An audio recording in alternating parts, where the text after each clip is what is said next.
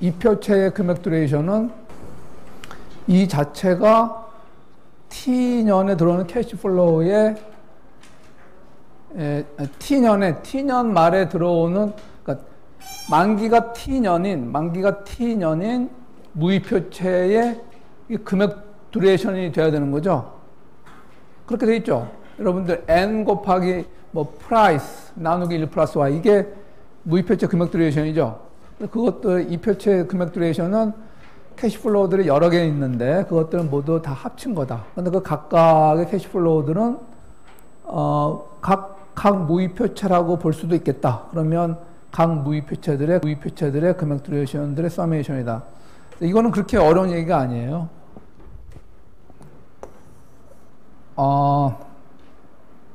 금액 듀레이션의 정의가 일들을 미분한 거잖아. 캐시플로우들을, 프라이스를.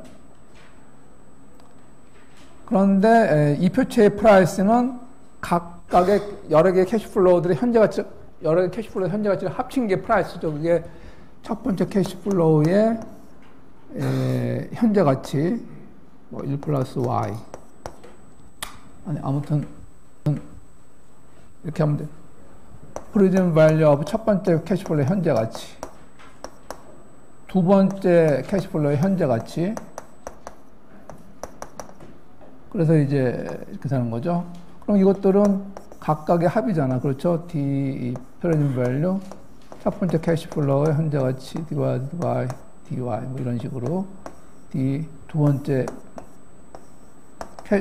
프리즘 밸류의 현재 가치, 이런 식으로 하면 이 하나하나가 무이표체의 달러 듀레이션이었죠. 그 정의상 프라이스를 예를 들어 미분한 것이 달러 듀레이션의 정의니까. 그래서 그것들 합친 거다. 서메이션은 여기서 나온 거예요. 여기서 하나 더한 거기 때문에 나온 거. 1년에 이자 계산을 2번 한다면은 저런 식이 되는 거고. 그 다음에는 무이표체 금액 이표체 금액 듀레이션을 그 공식을 해서 그냥 계산을 해보는 겁니다. 각각의, 이것이 각각의 각 타이밍별로, 각 만기별, 각 시점별 캐시플로우들의 달러 듀레이션, 이거 다 합쳐가지고 이렇게 된다. 이건 테크니컬하게 계산하면 되는 거다. 그런데 이 개념은 하나는 가격이고 하나는 가격, 하나는 일드예요. 그래서 우리가 감각적으로 이해하기가 좀 어려워. 예를 들면 뭐 몸무게와 키, 평균적으로 키가 더 큰 사람이 체중이 더 많이 나갈 거니까 몸무게가 키와의 관계에서 키가 1cm 더 크면 몸무게 평균 몇 킬로 더 늘 것이고, 이렇게 하면은 그래서 나오는 숫자가 얼마라 그러면 우리가 감각적으로 이해가 되는데, 이거는 불행하게도 그런 경우도 있고, 이거는 0.01%, 0.0025 이런 굉장히 작은 숫자와 채권 가격은 뭐 비싼 거 굉장히 큰 비싼 채권일 수도 있으니까 길이가 굉장히 클 수도 있고 작을 수도 있고, 좀 수치만 가지고는 우리가 도대체 무슨 뜻인지 감각적으로 파악하기 어려울 수 있다. 그래서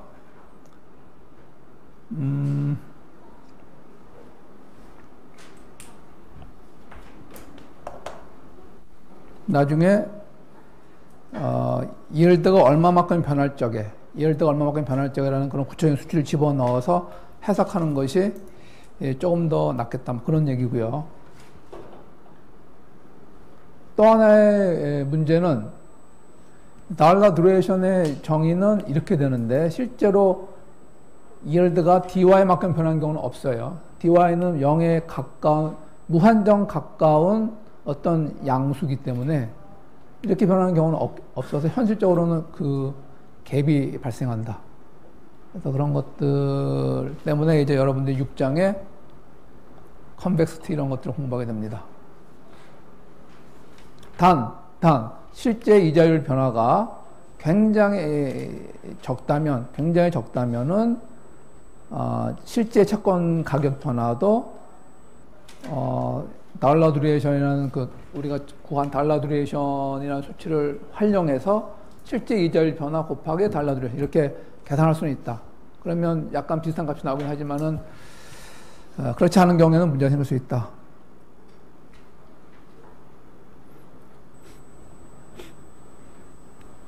하나의 예를 들었습니다. 원래 채권 가격은 61달러였는데 일드가 5%에서 이 채권은 10년 만기 무이표채예요. 파밸류 100달러고 이자율이 약간 수익률이 변했다. 채권 가격이 내려가겠죠. 그래서 어느 정도 내려갔는가 하면은 채권 가격은 1.43만큼 내려갔다. 그래서 채권 가격의 변화를 우리가 구한 두레이션을 개념을 이용해서 한번 추정을 해보면 과연 맞을까 틀릴까? 채권 가격의 변화는 우리가 구한 달러 두레이션은 580으로 나왔어요. 여기 이거는 어디서 나왔나? 여기서 그냥 나왔네. 그래서 자, 채권 가격의 변화는 일드의 변화 곱하기 기울기. 뭐 그렇게 이상한 얘기가 아니죠. 요거는 달러 두레이션. 요거는 우리가 나왔고 채권 가격 이건 실제 변화를 이제 집어넣어서 과연 양쪽이 거의 일치하는가? 그러면 일치하지 않죠. 왜냐하면 하나는 델타고 하나는 D니까는 일치하지는 않는데 이 경우는 굉장히 가까운 값이 된다. 그거는 케이스 바이 케이스로 틀리다.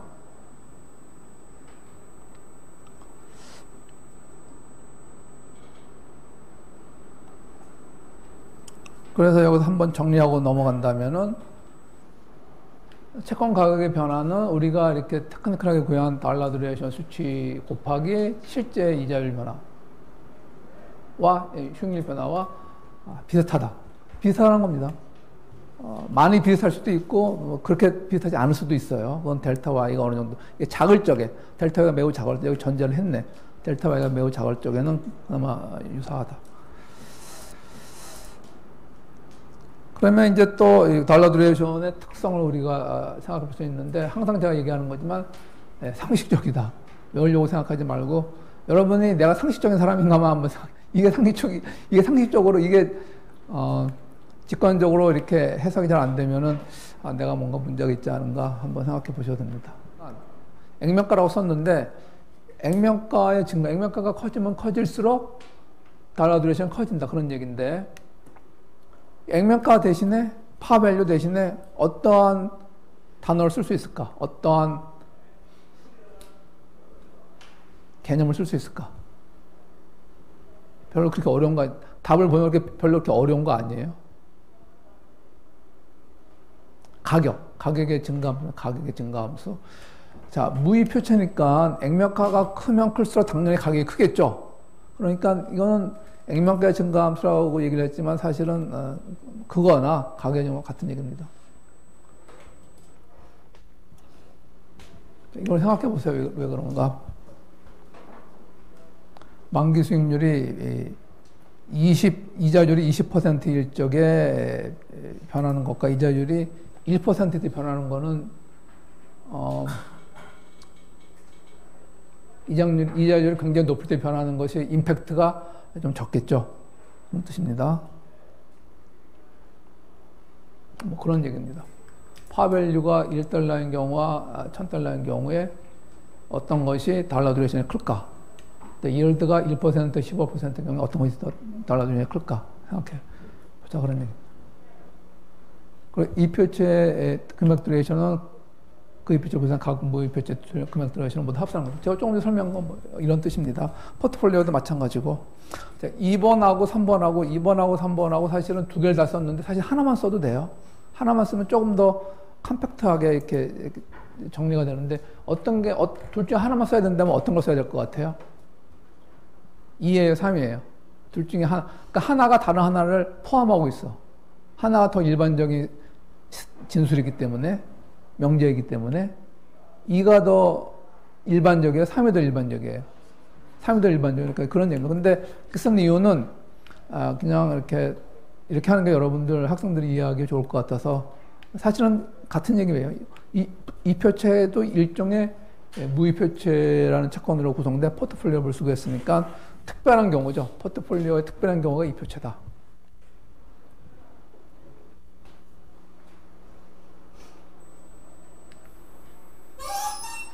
그 다음에 여기에 대한 하나하나의 설명이 나와 있는데, 이거는 뭘까?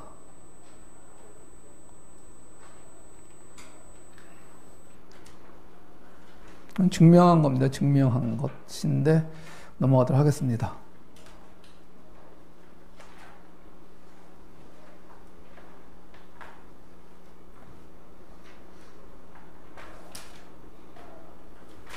또 하나, 같은 얘기겠지만, 액면가 액면가가 파인 무의표체의 달러 듀레이션은 액면가가 $1인 액면가가 $1인 무의표체의 금액 듀레이션이 파 개수만 합친 거다. 이거는 자명한 얘기인데 한 번 더 얘기를 트리비얼해 자명한 얘기예요. 왜냐하면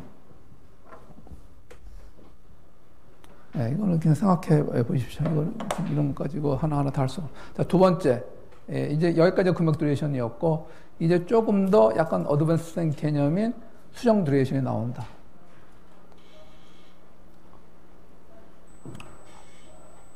예전에도 얘기를 했지만 채권 가격이 얼마만큼 변하는가. 채권 가격이 어떤 A 채권이 더 많이 변했다 그래서 A 채권 가격의 변동성이 지난번에 얘기를 했었죠. 삼성전자는 어저께 10,000원이 변했는데 외환은행은 2,000원이 변했다. 그럼 어떤 주식이 더 변동성이 큰 주식인가? 우리 변동성 얘기할 적에는 상대적인 개념이기 때문에 이렇게 가격의 변화만 가지고 얘기할 수 없고 상대 가격의 변화를 봐야 된다. 그래서 또 다른 개념을 소개를 한 거예요. 달러 듀레이션을 다시 가격으로 나눠줬다. 그럼으로써 가격이 크고 작아서 변동성이 더 크고 작게 보인다는 그런 잘못된 결론을 무력화하는 거죠. 그래서 달러 듀레이션을 P로 나눈 것으로 생각할 수도 있고, 혹은 테크니컬리 P를 이렇게 다시 계산해 보면은 이게 상대 가격 변화죠. 가격분의 가격 변화니까 상대적인 가격 변화를 Y가 움직일 적에 상대적 가격 변화는 얼마가 되냐. 이렇게 해석할 수도 있는 거죠. 이렇게 해석하나 저렇게 해석하나 다 마찬가지 뜻인데 해석은 이렇게 하는 게 좀 더 나을 것 같아요. 경우에 따라서. 그래서 우리는 항상 쉽게 지로 급한 반대의 수정 듀레이션부터 생각을 해보면은, 계산을 해보면은 이렇게 나온다. 만기 N년, 파밸류가 어떤 값이고, 액면가가 어떤 값인, 수정 듀레이션은 이렇게 나온다. 그래서 여기서 갑자기 이 채권의 가장 중요한 스펙 중에 하나인 파밸류가 없어져 버렸어요. 파밸류나 프라이스가 없어져 버렸어요. 갑자기. 왜 없어져 버렸어요? P로 나눴으니까. 조금 전에 P로 나눴잖아. 그죠? 그래서, 수정 듀레이션은 갑자기 그 채권의 절대 크기가 다 사라져 버리고, 다른 특성만 남았습니다. 일드와 만기. 어떻게 보면 성공한 거예요. 프라이스가 사람들한테 잘못된 결론을 이렇게 할 수 있는데, 그것을 이제 없앤 거죠. 그래서 파밸류나 프라이스의 어떤 함수가 아니다. 이게 상식적이죠. 왜냐하면 우리가 보통 변동성 그럴 적에는 상대적인 변동성을 얘기하는 거지, 절대 가격의 변화를 얘기하는 건 아니니까. 그 다음에는 이표체. 자, 이표체는 수정 듀레이션을 이렇게 해보니까 이렇게 나오더라. 이표체의 수정 듀레이션은 여러분들이 조금 주목을 하셔야 됩니다. 왜냐하면 시험에 잘 나와요. 그리고 이해해두면 여러분들의 인생이 좋습니다. 파이낸스 공부하는 인생이 좋습니다. 그래서 이렇게 복잡하게 나온다. 복잡하게 나오는데, 결론부터 얘기하면은, 서메이션이니까 무엇을 다 더한 거다라고 생각하면, 어떤 것의 합계다 생각하기 쉬운데, 여기에 그 어떤 웨이트가 들어가 있어, 웨이트가. 이 웨이트들의 합은 나중에 계산해 보니까는 1이 되더라. 그래서 이런 것들 다 더한 거예요. 이런 것들 다 더한 건데, 만약 이 웨이트가 없으면은 그냥 이런 것들의 합계라고 얘기할 수 있겠지만, 1보다 작은 어떤 가중치들을 곱해서 더한 거기 때문에 결국은 가중평균이다. 예를 들면 이게 수학 성적, 또 하나가 또 영어 성적을 한다면, 이게 없다면 영어 성적과 수학 성적을 합친 여러분들의 어떤 총 점수가 되겠지만, 영어 성적 곱하기 영어 성적의 총 점수에 대한 비중 0.5, 수학 성적 곱하기 비중 0.5 합치면은 이게 총 점수가 아니라 여러분들의 평균 점수가 나오는 거죠. 그래서 뭐 그렇게 생각하면 되겠다. 이게 뭐냐 그러면, 그러니까 이 가중치를 썼기 때문에 어떤 가중 평균이라는 것은 알았는데, 그러면 평균의 대상으로 우리가 뭘 카운트하는가 하면은 이거를 계산하고 있다. 이게 뭡니까? 이게 바로 조금 전에 본 이게 각각의 만기가 t로 봤기 때문에 t는 제너럴하게 일반적으로 썼지만, 이건 다시 쓴다면은 만기 n 나누기 1 플러스 y, 이게 뭔가 하면 바로 만기 n년인 무의표체의 modified duration, 수정 듀레이션이었죠. 조금 전에 봤을 적에 이거였죠, 이거. 그래서 그것들의 가중평균이다. 그래서 무의표체는 항상 이표체 그 구성원이 각각 이표체인데 그 반대, 이표체는 무의표체들의 합계인데 그 무의표체들의 수정 듀레이션의 가중평균이다. 이제 이 채권 공부를 하게 되면은, 자, 사실 파이낸스에서 채권 공부가 채권과 파생 상품은 가장 나중에 공부하는 셈이에요. 왜냐하면 투자론에서 덜 그렇게 상식적이고 이렇게 사람들의 관심이 많은 분야가 아니기 때문에, 여러분들 입장에서 보면 다 하나부터 열까지 다 새로워요. 어떻게 보면 새롭지만 새로워서 그렇지 그렇게 뭐 우리가 물리학 배우는 것처럼 그렇게 어려운 게 아니에요. 파생 상품은 약간 그런 내용이에요. 파생 상품은 뭐 옵션 가격 평가 같은 거 하려면은 어떤 그 모델링을 해야 되는데, 주가가 어떤 식으로 움직일까? 그러면 가장 대표적으로 미래에 우리가 알 수 없는 주가의 움직임을 어떻게 보는가 하면은 어떻게 봐요? 가장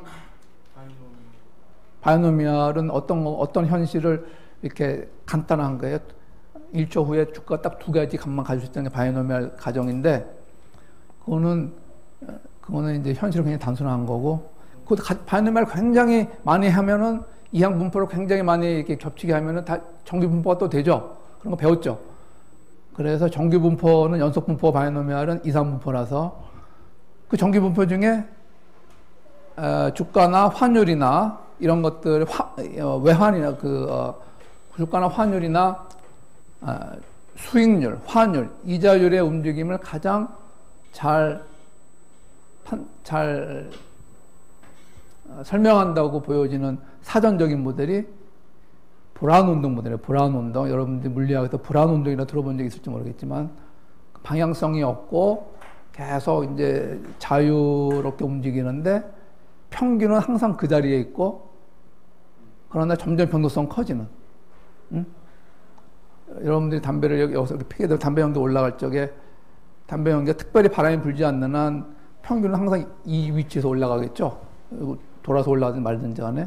그러나 여기서 담배가 여기 있을 때 1초 후에 담배 연기의 위치는 이 정도 있을 텐데, 그때에 가질 수 있는 위치와 10초 후에 가질 수 있는 위치는 아무리 평균이 유지된다 하더라도 점점 시간이 갈수록 그 담배 연기가 커버할 수 있는 위치가 점점 커지게 되겠죠.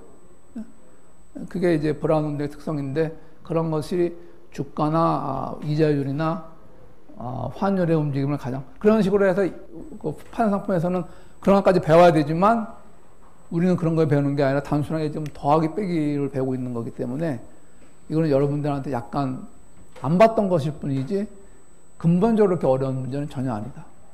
여러분들이 의지를 가지고 공부하면은 다들 의미 있는 공부를 할 수 있겠다.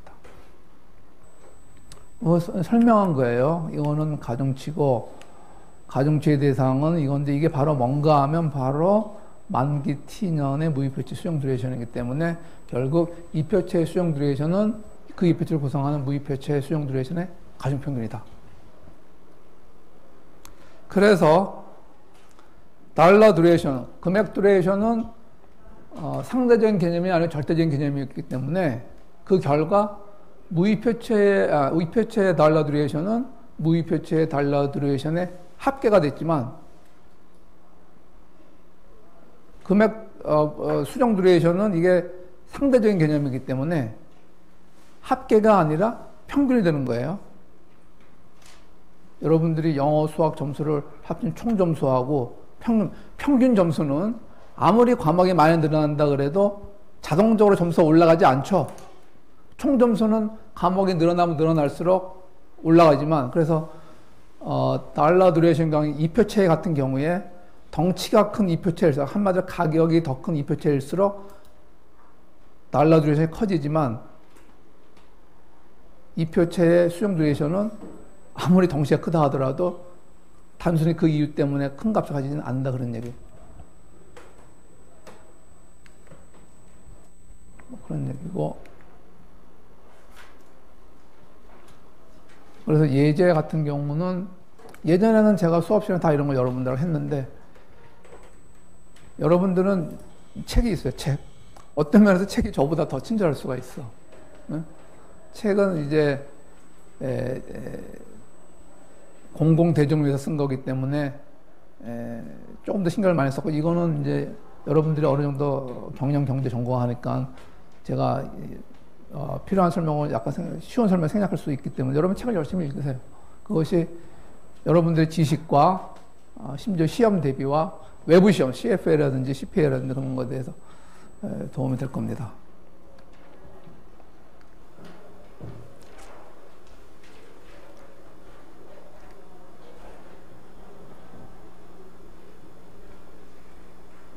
그래서 수용 듀레이션은 이런 것도 시험에 나올 수도 있습니다. 왜냐하면 여러분들이 이렇게 눈으로 봐서 아는 거하고 실제로 구해보는 것도 분명히 틀려요. 물론 시험에 나온다면은 이렇게 이거 너무 시간이 많이 걸리니까 뭐 2년 만기 채권 정도 아니면 3년 만기 맥시멈 그렇게 나오겠지만은 이런 것들은 궁극적으로 여러분들이 채권 이쪽 분야에 관심이 있으면은 한번 해보셔야 됩니다. 여러분들이 모든 시험은 프랙티스가 중요하죠.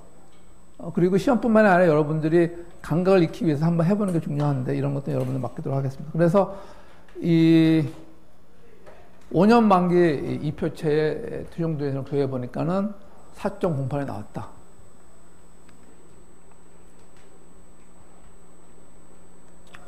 그 전에 어떤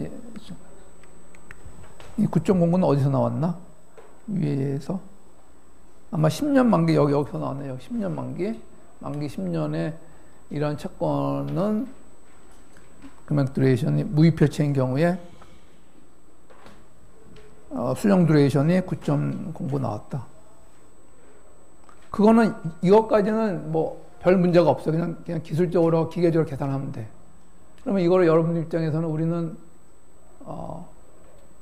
어떤 식으로 해석해야 될까? 그게 더 중요하겠죠. 어떤 의미가 있을지. 그래서 학자들이 이런 식으로, 아니 실무자들이 이런 식으로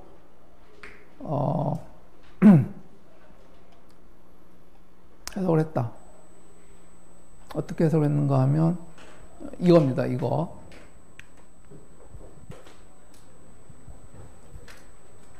이 modified duration 이 정의를 가지고 이렇게 좌변우변으로 이렇게 움직여 보니까 지금 조금 전에 나온 9.09라는 숫자에다가 이자율 변화를 곱해 주면은 바로 채권 가격이 상대적으로 얼마만큼 변했는가 알 수 있다. 근데 이것도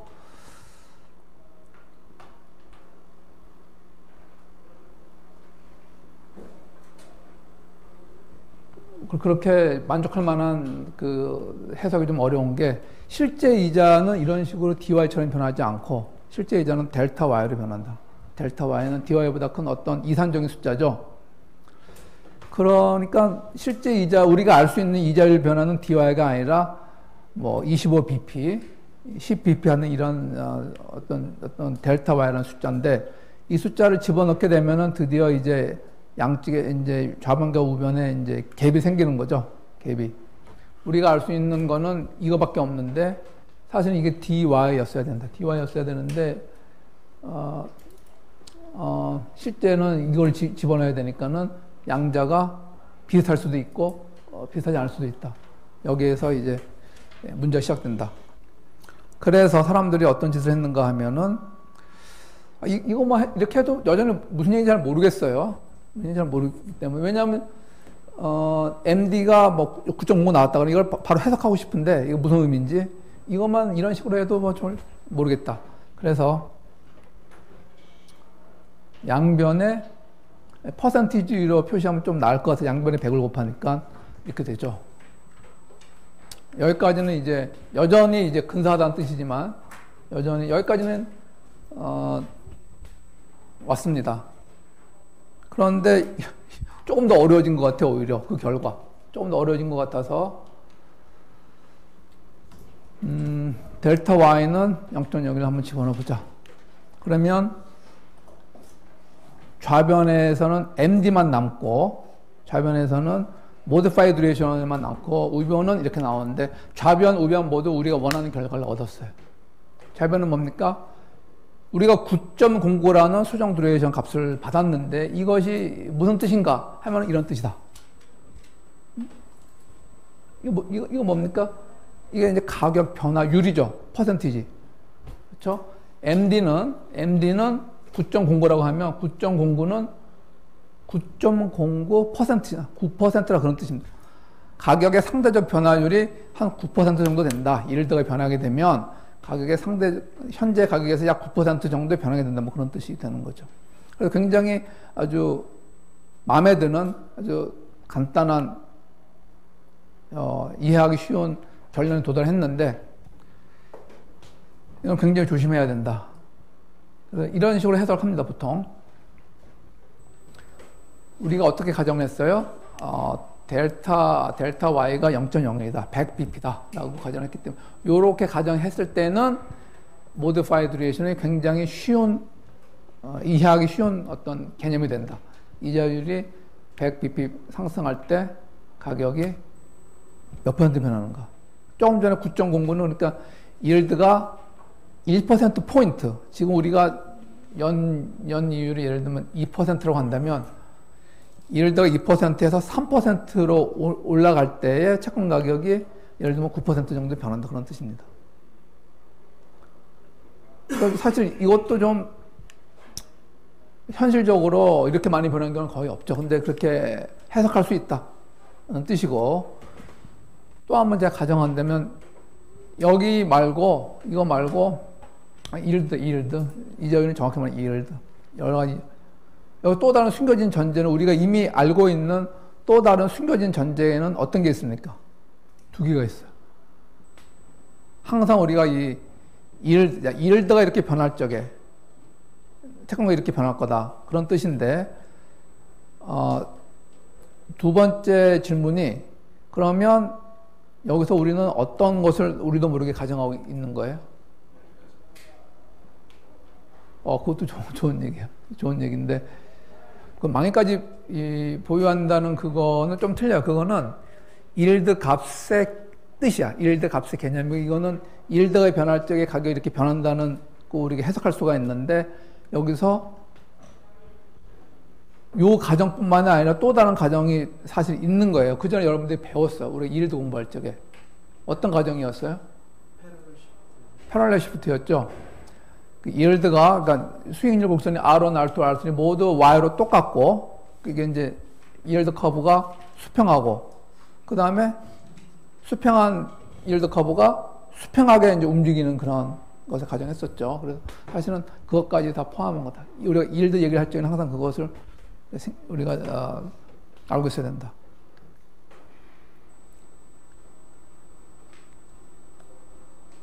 그래서 조금 전에 해석, 이건 여러분들이 상식적으로 알고 있으면 좋아요. 사람들이 이렇게 해석하는 경향이 있다. 그런데 이거는 사람들이 자주 사용하는데 엄격히는 이건 맞지 않다. 왜냐하면 이 차이가 많이 난다. 실제로 이자율 변화가 100bp 될 경우에는 사실 비슷해요. 실제로 이자율 변화가 우리가 그 가정을 했으니까 실제로 이자율 변화가 100bp 0.01 정도 되면은 비슷하다. 이 채권은 첫 번째 채권은 파워밸류 예정되고 만기가 30년이라는 채권이었어요. 현재 가격이 이렇게 됐었는데 yiel드가 100bp 편에서 올라갔어요. 5%에서 6%로 올라가니까 올라가면 가격도 어떻게 변하는가 하면 가격 변화를 보니까 상대적인 가격 변화가 24.75가 나왔더라. 근데 이거는 애초에 이 채권에 5% 있을 적에 그때 모디파이드 듀레이션 28.57하고 굉장히 비슷한 수치죠. 여기 따르면은 이자율이 수익률이 100bp 변하면은 28% 정도 가격이 움직일 거다. 24% 움직였어요. 뭐 좀 차이가 좀 나지만 비슷해. 만일 만기가 1년밖에 안 돼. 이거는 이제 수익률 변화의 임팩트가 좀 적겠죠. 이 경우에는 모디파이드는 0.95였는데 실제로 이자율 변화가 0.94%. 그러니까 굉장히 가까운 경우 이 경우에는 어느 정도 차이가 나는 경우 되겠죠. 만일 이것을 N을 여기 30하고 1년에 만일 N을 60년으로 만약에 한다면 여기 N 30대에서 60을 만약 집어넣는다면 이것과 이것과의 차이가 더 커질까 작아질까? 네? 더 커질 것 같죠? 왜냐하면 만기 1년과 30년일 적에 만기가 커지니까 오차가 커졌어요. 가격 변화가 더 심하겠죠. 왜냐하면 yiel드가 변할 적에 가격 변화가 더 크기 때문에 만기가 커질수록 예를 들어 한번 해봅시다. 60을 집어넣으면은 과연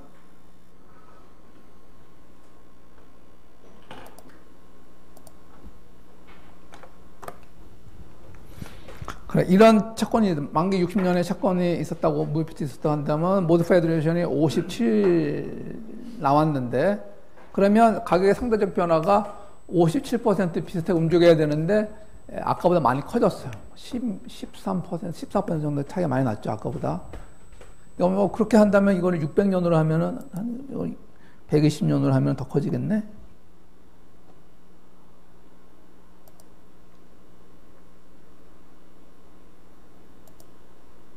이거는 모디파이드 듀레이션은 113이었는데 실제 가격 변화는 60은 뭐 거의 차이가 굉장히 커졌죠. 그럼 이걸 1년으로 하면 요번에는 이건 만기가 1년이었는데 1년이었으니까 이제 거의 차이가 없었는데 만기를 0.01년으로 한번 해보자. 그러면 이제 거의 차이가 없죠. 그죠? 그래서 원래 책에는 이런 얘기는 자세히 안 썼는데 우리가 충분히 생각해 볼 수 있는 그런 내용들이다.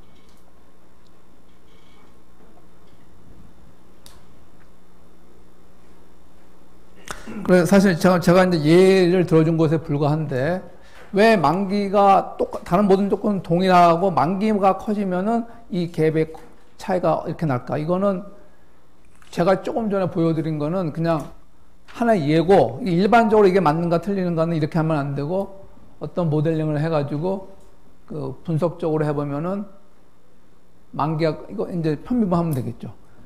뭡니까? 종속 변수는 modified duration과 실제 가격 변화의 차이가 종속 변수가 되고, 그리고 다른 모든 조건이 동일할 적에 n이 커지면 그 차이가 얼마나 커질까?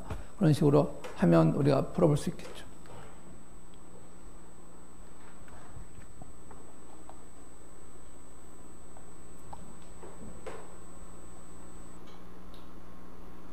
그래서 델타 Y가 매우 작은 경우에 한해서 조금 전에 만기 얘기였고 하여간 델타 Y 우리가 dy 대신에 델타 Y를 쓴 거기 때문에 델타 Y가 매우 작은 경우에 한해서 수정 듀레이션은 의미 있는 수치가 된다. 그런 뜻입니다. 그래서 그 예를 제가 이제 들어줬고 이것도 해볼 수 있겠죠. 그 델타 Y가 작을 경우에는 만기 30년이나 2년이나 뭐 별 차이가 없다. 델타가 이제 10bp인 경우입니다. 그러면 28점이 아니라 아까 100bp였으니까 10bp는 그것도 10분 질이니까 2.85% 정도 변해야 되는데 2.8이 변했다. 그런 것을 알 수가 있다. 거의 큰 차이가 없다.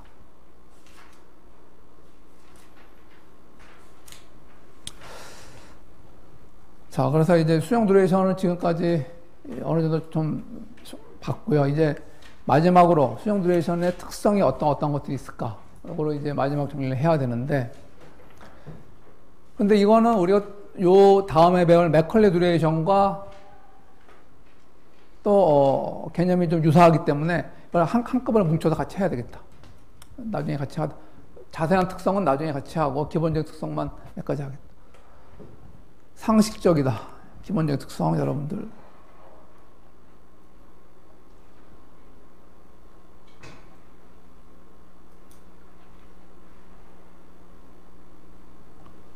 자, 제가 처음부터 챕터 5는 좀 약간 지루하다고 얘기했는데 아니나 다를까 지금 막 점심도 먹어서 그런지 학생들의 어텐션이 지금 잘 안 되고 있는 거 막 눈에 보입니다. 몸 좀 푸세요. 자꾸 이렇게 많이 졸리고 그러면 학생들은.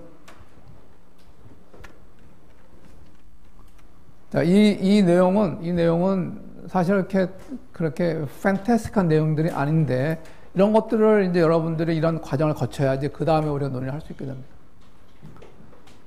혹시라도 나중에 이제 증권업계에 여러분들이 가서 일을 하게 된다면, 예를 들면 주식에 대한 펀드 매니저가 될 수도 있고, 채권에 대한 펀드 매니저가 될 수도 있는데, 채권 시장은 좀 이렇게 닫혀진 시장이에요. 그래서 아무나 채권 펀드 매니저 되지는 못하고, 채권에 관한 이런 것들을 좀 잘 알고 있어요. 근데 주식에 관해서는 사실 이렇게 복잡한 지식이 별 필요 없거든요. 주식이라는 거는.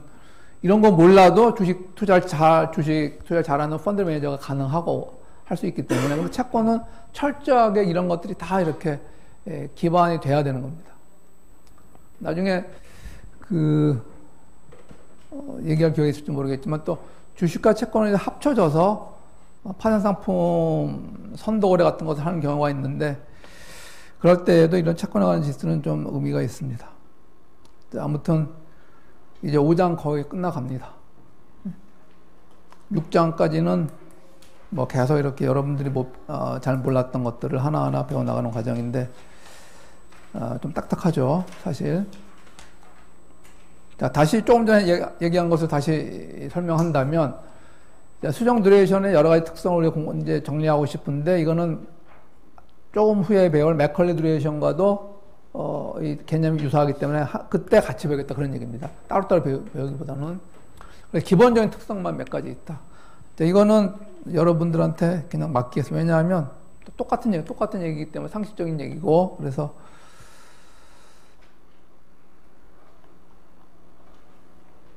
설명을 어떻게 했는가 하면, 왜 액면가나 가격의 영향을 안 받는가 하면, 채권 가격으로 나눠버렸기 때문에 가격 크기를 위한 그 어떤 크기 효과를 다 이렇게 제거했다 그런 얘기죠.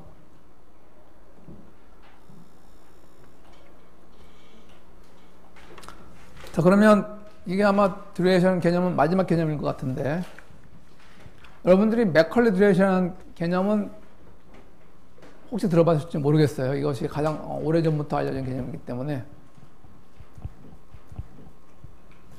어떤 것이 맥컬리 듀레이션인가 하면, 수학적으로는 이것이 맥컬리 듀레이션이다.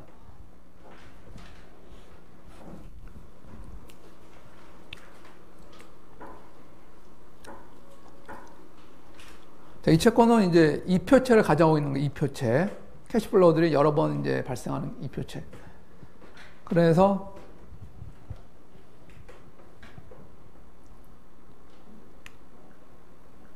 이거 뭡니까? 이거는 T년에 들어오는 캐시플로우를 현재가치 할인한 거죠. T년에 들어오는 캐시플로우의 현재가치를 전체 채권의 가격으로 나눈 거예요. 그러면 만약에 지금 복잡한데 이런 수치들을 다 합치면은 뭐가 될까? P가 되겠죠.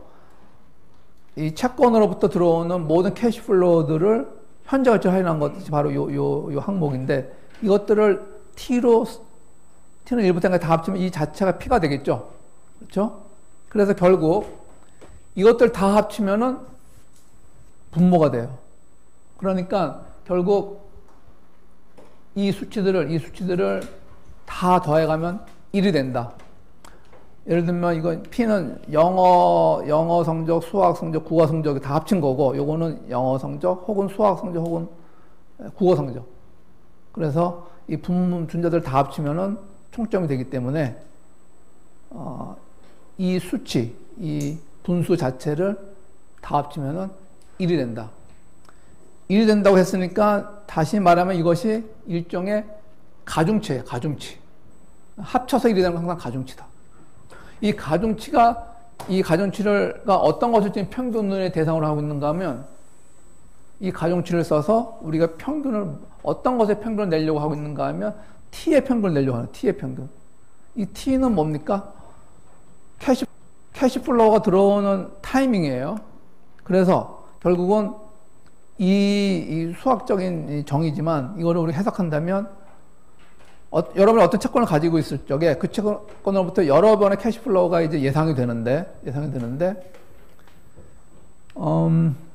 각 캐시플로우가 들어오는 타이밍이 1년 후, 2년 후, 3년 후, 5년 후, 만기까지 있겠죠. 그 캐시플로우, 그 타이밍들이 평균이에요. 평균. 예를 들면, 1년 만에 여러분들 전체적인 그 채권의 가치의 반 정도 되는 캐시플로우가 들어오고, 또 2년 내 마지막으로 나머지 반이 들어온다고 한다면, 이 D는 1.5년이 된다. 그런 뜻입니다.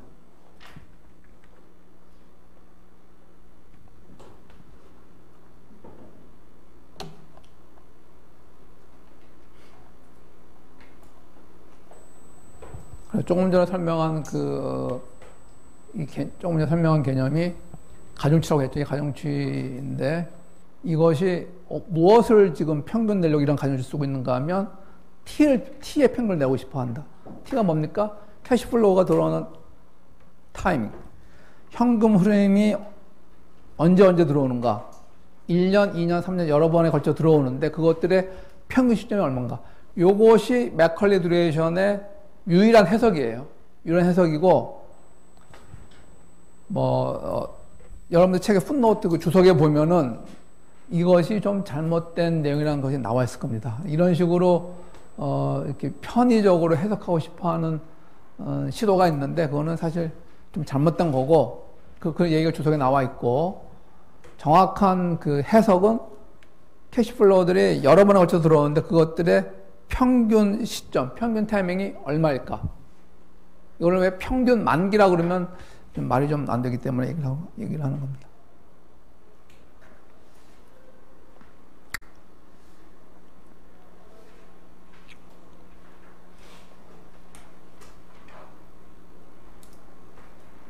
자, 그래서 맥컬리 듀레이션, 그 무기표출의 맥컬리 듀레이션을 구해보니까,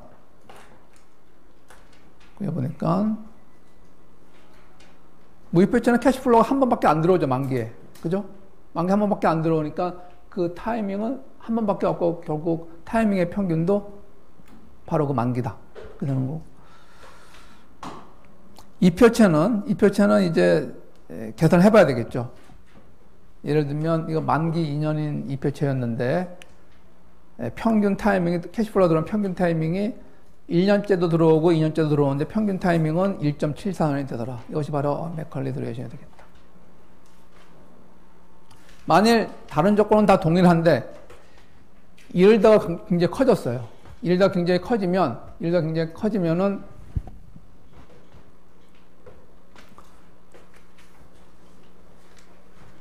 캐시플로우가 들어오는 평균 시점이 작아질까 커질까, 길어질까 짧아질까?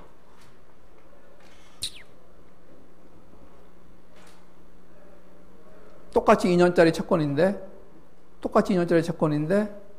다른 것은 다 동일한데 일드가 커졌어요. 일드가 커지면은 캐시플로우 현재 가치가 작아지겠죠. 작아지는데 가까운 미래 캐시플로우 현재 가치가 더 많이 작아져요? 아니면 먼 미래 캐시플로우의 현재 가치가 더 많이 작아져요? 먼 미래가 더 작아지죠. 그래서 먼 미래의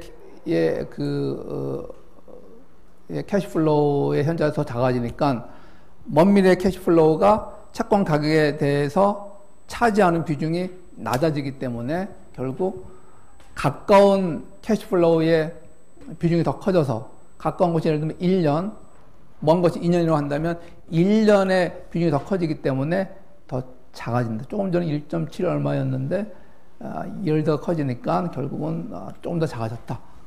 그렇게 생각할 수 있겠습니다.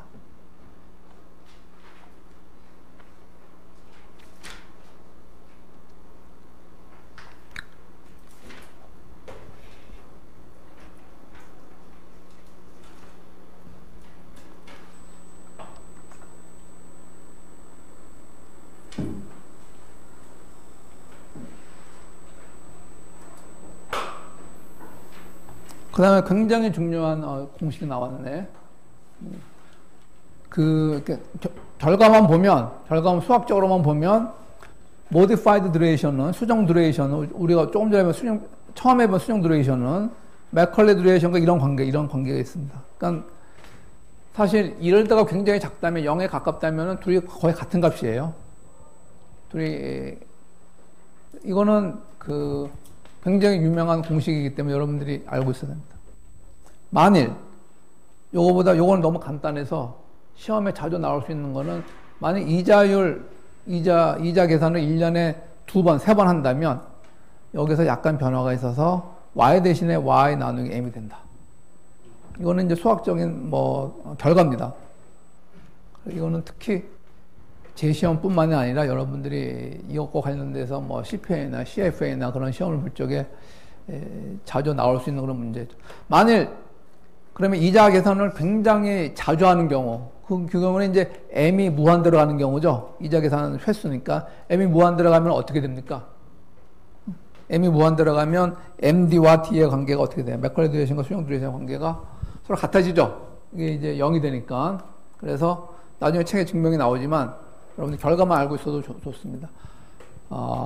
연석복리법에서는 연석복리법을 우리가 사용하게 되면은 맥컬리 듀레이션과 모디파이드 듀레이션이 같다.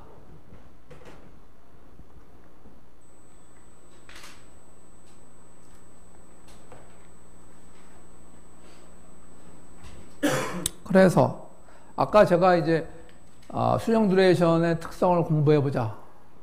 그런데 수정 듀레이션과 맥컬리 듀레이션이 서로 비례해요.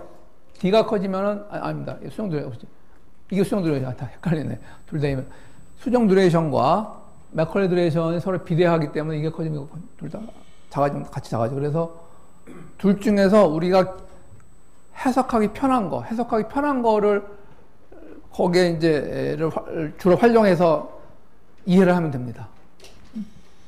그런데 제 생각에는 맥컬리 듀레이션이 조금 더 우리가 이해하기 쉬운 그런 개념인 것 같아. 조금 전에 어떻게 됐습니까? 조금 전에 그 개념이 이해가 어떤 채권으로부터 받게 되는 캐시플로우들의 들어오는 평균 시점. 예를 들면 무이표채 같은 경우는 한 번밖에 안 들어오죠. 만기에. 그러니까 그건 당연히 만기가 되는 거고, 조금 전에 2년 만기 이표채에서는 1.7, 1.6 이렇게 나왔어요. 그러니까 그것도 만기는 2년인데 1년과 2년의 어떤 들어오는 캐시플로우들을 다 균형 있게 생각해 보니까는 1.6 혹은 1.7이 캐시플로우 캐시플로우 평균 시점 우리가 조금 이해하기 좀 편하지 않을까 그런 생각이 듭니다. 그래서 맥컬리 듀레이션을 중심으로 특성을 공부하는 것이 여러분들의 인생이 좋다. 여러분들 라이프를 이지하게 해준다. 이지하게.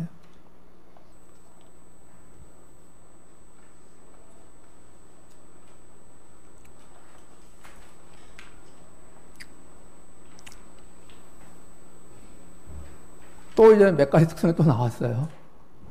여러분, 지금 5장, 6장은 새로운 개념을 설명하고 그것들의 특성은 이거다. 그리고 예제 풀고 계속 이렇게 나가는 건데. 중간고사까지는 계속 이거 할 것 같은데. 6장도 컴플렉시티와 같은 선상의 개념이, 듀레이션 같은 선상의 개념 컴플렉시티를 해야 되고, 그 다음부터 이제 totally different한 그런 얘기들을 하는 거죠.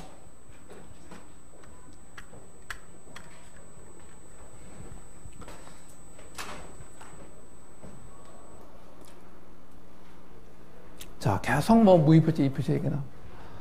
무의표체 맥컬리 드레이션은 만기다. 들어오는 타이밍인데 이거 한 번밖에 안 들어오죠. 만개 들어오니까 이거는 자명한 얘기, 자명한 얘기. 이표체는 각 무의표체에 들어오는 타이밍의 평균이다. 그러니까 이표체 같은 경우에는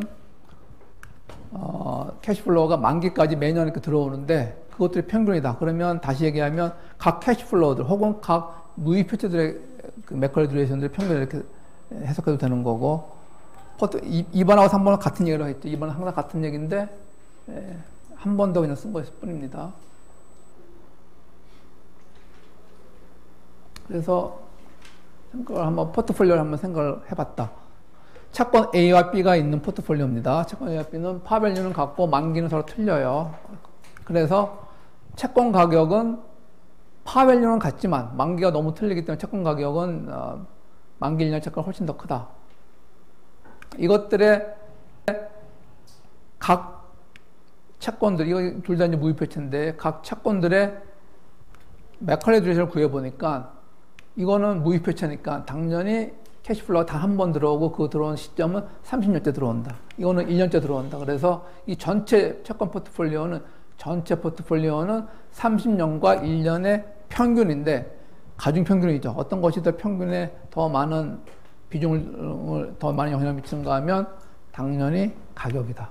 이거는 가격이 큰 거건 작은 거기 때문에 이것이 훨씬 더 영향을 많이 미쳐서 이 30과 1년의 평균은 15년이 아니라 6.6년이 된다. 그런 얘기가 되겠습니다.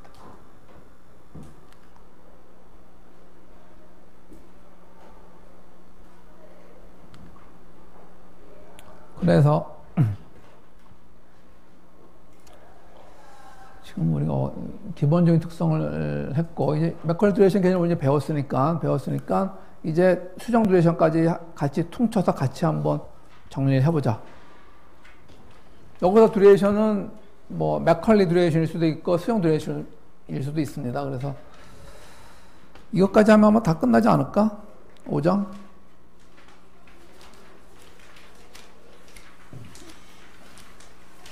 아직도 좀 남았네.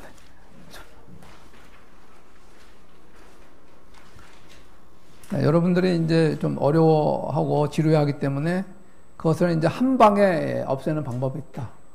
개인적으로 질문을 하나씩 하면서 한번 해보는 게 좋을 것 같다. 지금 우리나라 대부분 클래스 많은 학생들 대상으로 이제 강의를 하기 때문에 여러분들이 어텐션 하는데 약간 그 방해가 된다. 그래서 하나씩 한번 질문을 해보도록 하겠습니다.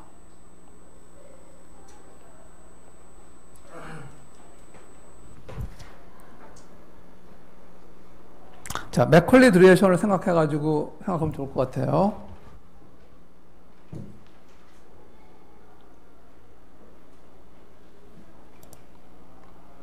최재원. 좀 어려울지라도 한번 트라이를 한번 해봐. 자, 이자를 많이 주는 채권일수록 드레이션이 감소한다는 건데, 뭐 수정 드레이션이든 맥컬리 드레이션이든지 간에 왜 그럴 것 같아? 이자를 팍팍 주는 채권, 많이 주는 채권, 이자를 거의 안 주는 채권보다 다른 것과는 다 똑같아. 만기도 똑같고 다 똑같은데 둘 다 만기 10년의 채권인데 하나는 이자를 거의 안 줘, 하나는 이자를 굉장히 많이 줘. 그러면 이자를 많이 주는 채권이 듀레이션이 짧아져. 왜 그럴까?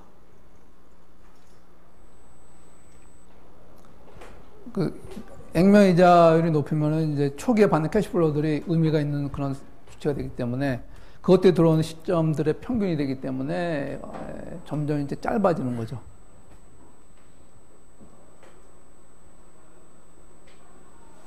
이번 넘어가도록 하겠어요. 이거는 뭐 트리비얼한 사명은. 그러면 y가 커질수록 이거 좀 어려울 수도 있는. y가 커질수록 듀레이션이 짧아져요. y가 커질수록. 왜 그럴까? 이거 좀 어렵긴 하지만. 한상훈. 좀 어려운, 네가 운이 없다. y가 커질수록 맥컬리 듀레이션은 작아져.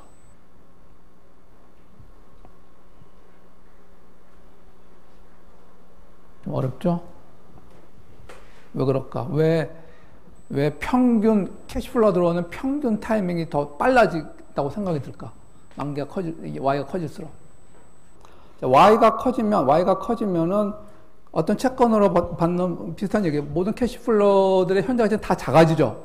다 작아지는데 어떤 게 가장 많이 작아질까? 맨 뒤에 나오는 그것이 이제 가장 먼 미래의 캐시플로우의 현재 가치가 더 많이 작아지겠죠. 더 많이 작아지니까 그것의 비중은 줄어드는 거고 앞쪽의 비중은 커지는 거니까 예를 들면 5년 만기라면 5의 비중은 작아지고 1의 비중은 커진다 그런 얘기예요. 1, 2, 3, 4 이런 거. 그러니까 결국은 평균이 더 짧아지는 거죠. 쿠폰 레이트와 N이 일단 필연적인 관계가 있어요? 없죠. 쿠폰 레이트는 높거나 낮은데 만기는 동일한데 쿠폰 레이트가 높은 채권이 있을 수도 있고 낮은 채권이 있을 수도 있고 또 거꾸로 쿠폰 레이트는 일정한데 만기가 긴 것도 있을 수 있고 짧은 것도 있을 수 있죠. 그래서 두 개는 사실 서로 독립적인 관계예요. 어떤 면에서. 그래서 왜 그런 질문을 하는지는 알겠어요. 왜냐하면 대부분 결론이 설명하다 보면 좀 비슷한 설명처럼 보이는데 사실은 다른 모든 조건이 다 동일하다고 보고 있는 거기 때문에 쿠폰 레이트와 일들을 엮어서 설명하는 것은 내가 생각하기에는 좀 논리의 비약이 있는 것 같아요. 설명의 양상은 비슷하게 보일 수가 항상 우리 현재 가치 얘기를 해야 되니까 그죠? 그러니까 쿠폰 레이트가 높고 큰 것도 그것의 현재 가치가 다른 모든 조건에 동일할 때 쿠폰 레이트가 높으면 현재 가치가 큰 거죠. 그런 식으로. 그래서 현재 가치 면에서는 현재 가치를 매개로 해서 비슷한 설명이 나오는 것이긴 하지만은 사실은 다른 쪽에서 우리가 접근하는 거예요. 사실은. 뭐 질문 좋습니다. 여기 설명이 오늘 거의 고문이었어요, 여러분들. 이었어? 오늘은 이 정도 설명하고 끝이도록 하겠습니다. 이거 설명을 책에 어떻게 나왔는가 하면 조금 전에 무위표체의 예를 들어서 설명을 했지만 학생이 쿠폰 레이트 높아졌다. 그래서 C에서 2C로 컸다고 하면은 모든 캐시플로우가 다 커진 거예요. 만기 때에도 캐시플로우가 더 커지고 그렇지만 상대적으로 쿠폰 만기 전에 받게 되는 쿠폰의 현재 가치가 상대적으로 더 많이 커졌기 때문에 짧은 타이밍, 짧은 만기, 1년, 2년, 3년 그런 숫자들의 비중이 더 커지게 된다. 뭐 그런 얘기가 되겠죠. 이건 오늘 마지막 챌린징한 퀘스천입니다. 여러분 책에 보면 이렇게 나와 있어요. 이 설명을 하고 난 다음에 자, C에서 2C를 증가하면 액면이 이렇게 높아진 경우죠. 예전에 C는 지금 2C가 됐다. 그러면 쿠폰은 100% 증가됐지만 만기에 받는 캐시플로우들은 일부만 증가되는 거예요. 그래서 결국은 가까운 미래 현금의 캐시플로우가 차지하는 비중이 더 커져서 듀레이션이 짧아진다. 그런 얘기가 나왔는데 그 다음에 뭐가 나오는가 하면 현재 가치를 고려하면 가까운 캐시플로우의 상대적인 비중이 이보다 더 커진다. 이런 설명이 나왔어요. 그래서 제가 어저께 이제 쭉 보면서 다시 한번 생각을 해봤는데 이거는 좀 문제가 있는, 한마디로 얘기하면 좀 잘못된 얘기인 것 같아요. 여러분들이 이제 이 질문을 한번 해보면 알 것 같아요. 만약에 어떤 채권이 있는데 그 채권으로 받는 모든 캐시플로우들의 가치가 모두 똑같은 비율로 올라가서 다 2배가 됐어요. 예를 들면 다 2배 됐다면 다 2배가 됐다면은 그 채권의, 새로운 채권의 맥컬리 듀레이션이 커질까 작아질까 그대로 있을까? 다시 한번 설명하겠어요. 이거 forget it. 이거 생각하지 말고 어떤 채권이 어떤 그 이표체든 어떤 이표체가 있어요. 그런데 그 이표체로 받게 되는 모든 캐시플로우들이 모두 다 정확히 50%씩 다 커졌어. 만 개만의 캐시플로우까지 합쳐서. 그렇게 되면 그 채권의 맥컬리 듀레이션은 커질까 작아질까 하는 변화가 없을까? 어떤 채권을 뭐 만기 2년에 아주 간단한 심플한 경우를 생각하면 만기 2년의 채권이 있어요. 그래서 캐시플로우가 캐시플로우 1, 캐시플로우 2 이렇게 정해져 있는데 그게 모두 2배가 됐어. 모두 2배가 돼서 이거 모두 2배가 됐다면 변하기 전에 맥컬리 듀레이션과 변화 후에 맥컬리 듀레이션이 차이가 있을까 없을까? 커질까 더 작아질까 아니면 차이가 없을까? 2배라는 게 원금도 2배 커지는. 그러니까 원금 생각할 필요 없어. 어떤 채권이 있는데 2년 만기예요. 그러니까 뭐 어떤 채권 포트폴리오가 있어요. 채권 포트폴리오죠. 여러분들이 이표체라 그러니까 자꾸 이제 어떤 채권 포트폴리오가 있으니까 있는데 그러니까 예를 들면 그 채권 포트폴리오가 무이표체만으로 이루어져 있고 무이표체 만기가 1년, 2년에 더 많이 있다. 그런 무이표체가 더 많다고 한다면 그 채권 포트폴리오는 1년, 2년 만에 들어오는 캐시플로가 더 클 수도 있어. 무슨 얘기인지 알겠죠? 그러니까 그냥 자꾸 이표체 생각해서 만기에 무조건 더 많이 만든 생각하지 말고 어떤 채권 포트폴리오가 있어요. 그래서 이게 뭐 1, 2, 3년에 걸쳐서 캐시플로가 들어오게 되어 있는데 이게 만일 대부분의 채권이 무이표체 만기 1년, 2년이고 무이표체 3년은 굉장히 덩치가 작다 그러면은 만기 전에 들어온 캐시플로가 더 클 수도 있어. 그래서 캐시플로우가 어떤 게 더 큰지는 노코멘트 상황에서 캐시플로우가 모두 다 2배가 됐어. 그렇게 되면은 맥컬리 듀레이션이 커질까 작아질까 그대로일까? 정답은 그대로예요. 그대로. 캐시플로우가 똑같이 커졌기 때문에 그것의 현재 가치의 비중도 똑같아. 예를 들면 이거지 뭐 PB1 플러스 PB2가 있는데 이 PB1 플러스 PB2 이게 이제 원래 이거였죠. PB1 플러스 PB2 이게 맥컬리 듀레이션에서 이거 곱하기 1년 곱하기 2년 이렇게 됐어요. 이거 두 번째 캐시플로우의 현재 가치. 이 현재 가치는 캐시플로우의 이제 캐시플로우 2의 현재 가치니까 이렇게 생각해도 되는데 이게 더 정확하겠다. 그죠? 그런 뜻입니다. 두 번째 캐시플로우 2년 만에 들어온 캐시플로우의 현재 가치는 뜻입니다. 이게 이 의미가.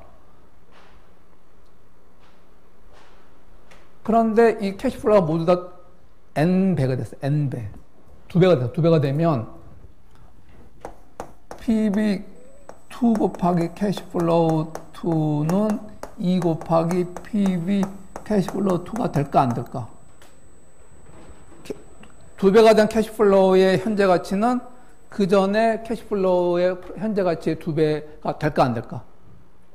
이걸 계산하면 돼.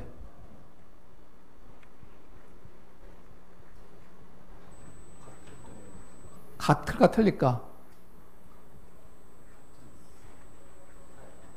같아요. 이걸 어렵게 생각하지 말고 동일한 채권 2년 만기 2년에 무이표체 A가 있고 뭐 A가 있고 또 A가 똑같은 채권이 있어요. AA. 여러분들이 이 채권을 하나만 가지고 있다가 이 채권 가져서 2A가 됐어. 그러면 이 전체의 가치는 원래 가치의 2배가 당연히 되죠. 그렇죠. 그래서 모두 2배 하면은 어떻게 되는가 하면은 이거 곱하기 2 이것도 전체 곱하기 2이 되지. 그죠? 그래서 2는 이렇게 없어지니까 몇 배를 하든지 간에 곱하기 1.3을 하든지 간에 동일해지는 거예요. 그래서 현재 가치를 고려하면 그러니까 캐시플로우가 커졌을 적에 캐시플로우 커지면은 현재 가치를 고려하면 가까운 미래 현금의 상대적 크기는 이보다도 더 커진다. 더 커진다. 여기서 얘기하는 것보다 더 커진다는 약간 그 문제가 있을 수 있어요. 이것이 이표체의 경우에만 한다면 생각을 해봐야 되는데 그냥 일반적인 채권 포트폴리오를 얘기한다고 하면은 이거는 좀 약간 뭐 제가 이걸 쓴 사람이지만 여러분들 수업을 위해서 다시 한번 쭉 예습을 해볼 적에 이 진술은 약간 좀 문제가 있을 수 있겠다는 생각이 들었어요.